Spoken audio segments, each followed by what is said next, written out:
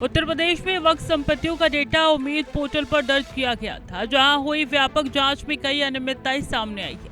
राज्य में कुल 1,18,302 वक्फ संपत्तियां दर्ज थी, लेकिन जांच के बाद 31,328 संपत्तियों का रजिस्ट्रेशन रद्द किया गया।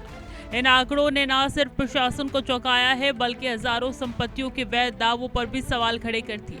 अभी मामला केवल रिकॉर्ड सुधार का नहीं, बल्कि पारदर्शिता और जवाबदेही की बहस बन चुका है। 31,000 रजिस्ट्रेशन रद्द, उम्मीद पोर्टल में खुलासा, खसरा नंबर में गड़बड़ी। जांच के दौरान सबसे गंभीर खामियां जमीन के रिकॉर्ड के सामने आई है। कई संपत्तियों के खसरा नंबर वक्फ बोर्ड के रिकॉर्ड से मेल नहीं खाते पाए गए। कुछ मामलों में जमीन का रकबा दस्तावेजों में अलग था, जबकि वास्तविक रिकॉर्ड में पूरी तरीके से अलग जानकारी दर्ज थी। तकनीकी सत्यापन के दौरान ये भी सामने आया है कि कई फाइलें वर्षों से अपडेट ही नहीं की गई थी।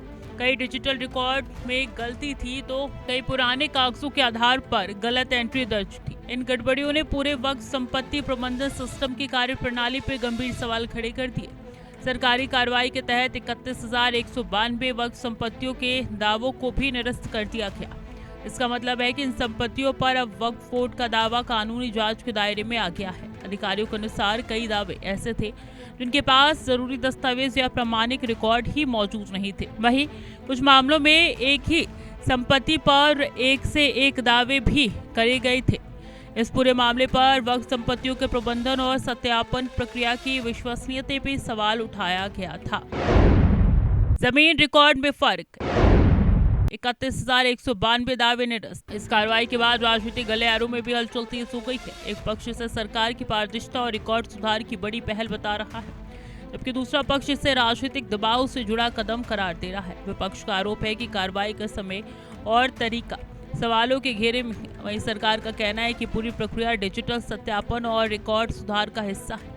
अब यह मुद्दा केवल प्रशासनिक जांच तक सामने नहीं रह गया, बल्कि राजनीतिक बहस का बड़ा केंद्र बन चुका है।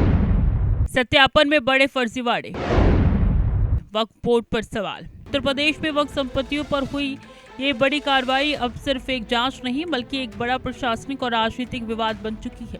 हजारों रजिस्ट्रेशन रद्द होने के बाद अब निगाहें इस बात पर टिकी है कि आगे की जांच और कौन से नए खुलासे सामने आ सकती हैं। अगर जांच में इतनी बड़ी संख्या में गड़बड़ियां सामने आई तो आने वाले दिनों में भी और भी बड़े खुलासे हो सकते हैं। अब नजर इस बात पर रहेगी कि जांच का अगला कदम क्या होता है।